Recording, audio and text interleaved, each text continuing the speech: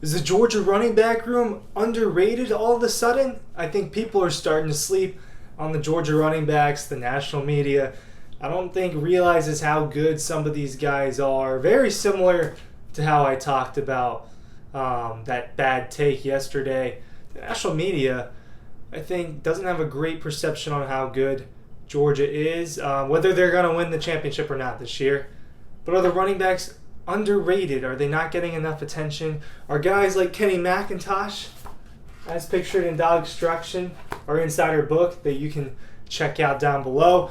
It was a great Father's Day gift. There's a couple more days to order and get that in for Father's Day. I think that's a good idea.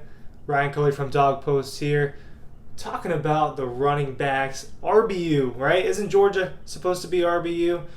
They're being slept on this year, and I think it's because, you lose two four-year guys in James Cook and Zamir White, so people kind of write off, okay, well, they're not going to be as good. Kind of the way that guy was talking about, oh, well, you lose Jamari Salyer, you lose Justin Schaefer, the offensive line's not going to be as good. Yeah, it is because they're replenishing, and Georgia replenishes. I put a poll up yesterday on Twitter. I'm popping that up right now so you can see that. I asked, who did you think the best Georgia running back, which running back was going to have the best season? And the final results slightly favored Kenny McIntosh, which was to my surprise because I kind of thought the majority of fans, and it's somewhat of a small sample size, just a few hundred votes, but I thought that the answer was going to be Kendall Milton, and I didn't think it was going to be that close because people are so high on Kendall Milton, and I am myself. But I've been a big Kenny McIntosh guy, this entire time. I think he's really good, and I think he's going to have a big season.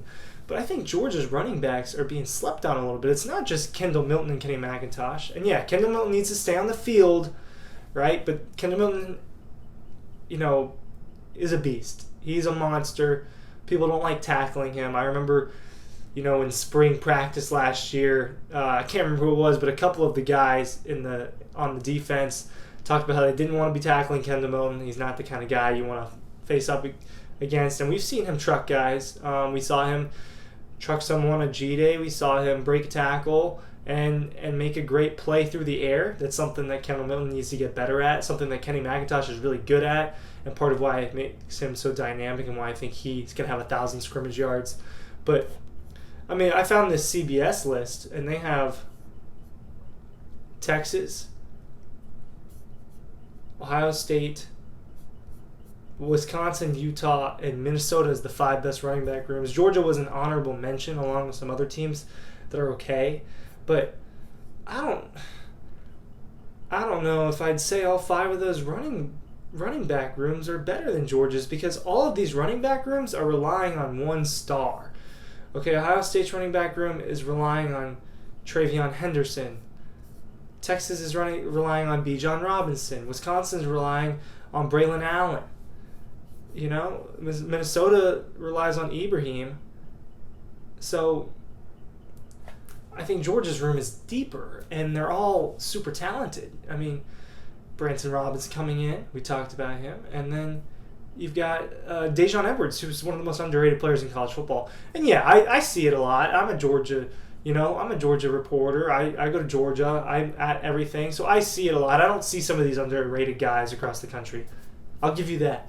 But I do know talent, and I know that Dejon Edwards is super underrated. His balance is nuts. He has great vision. I think that he's a perfect RB3 in your group, and he kind of brings a little bit of everything. And Branson Robinson, someone that should excite people for a 3 to 4 year career at Georgia, because he is Nick Chubb-esque. He does have the power of Kendall Milton. So these guys are really good. I'm going to start putting more polls on Twitter about, because I'm interested, because I was surprised that Kenny McIntosh won that poll for you guys.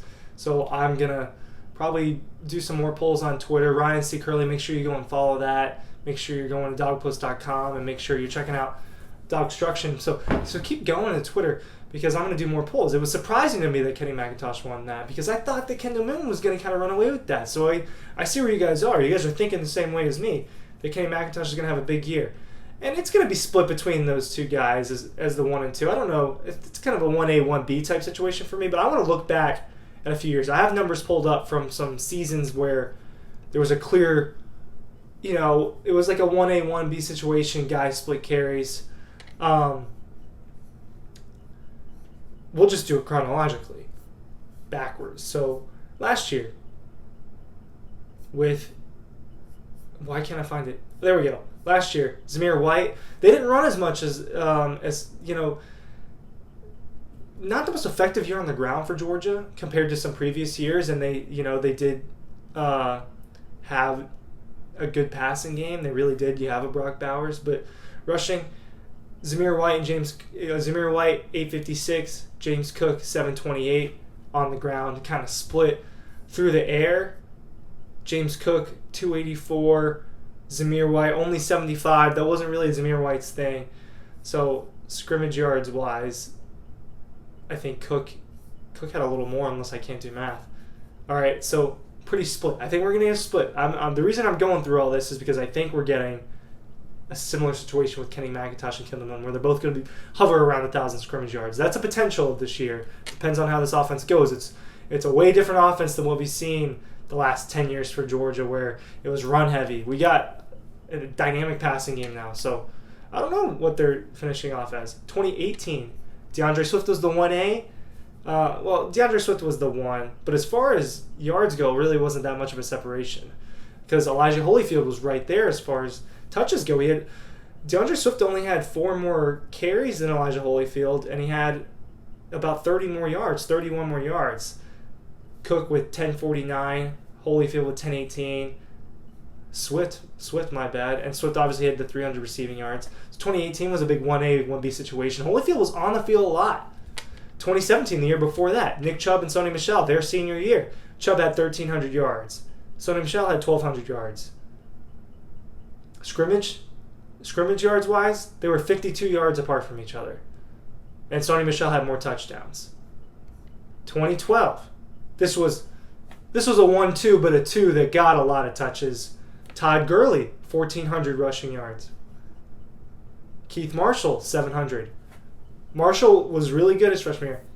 So we've seen the last 10 years. That was 10 years ago. Wow. I may not be that old, but I'm getting old. So you see it with these guys. The Georgia running back room is going to be really good this year. I think we're going to get a similar situation to the ones I just described as far as the leaders between Kenny McIntosh and Kendall Milton. I think Kenny McIntosh has potential for more scrimmage yards, but they might make Kendall Milton, a guy that, pound it with. He's a fluid runner. So